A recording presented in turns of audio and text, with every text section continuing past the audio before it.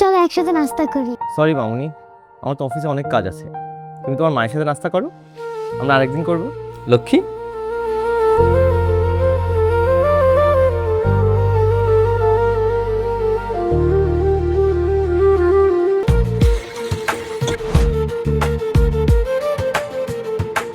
এভাবে রাগ করে আছো কেন মামুনি?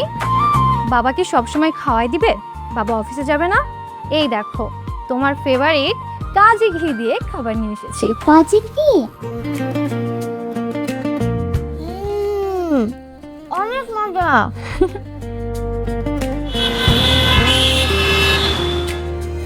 এই দাঁড়ো দাঁড়ো দাঁড়ো, আগে একটু ঘি নিয়ে দেখো। ঘি খাবো না, আমি এটা দিয়ে খাচ্ছি। এটা কাজি ঘি, একটু নিয়েই দেখো না।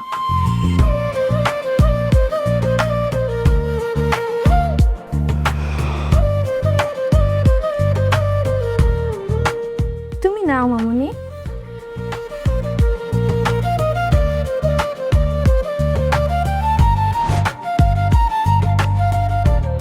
কি বাবা, মজা না?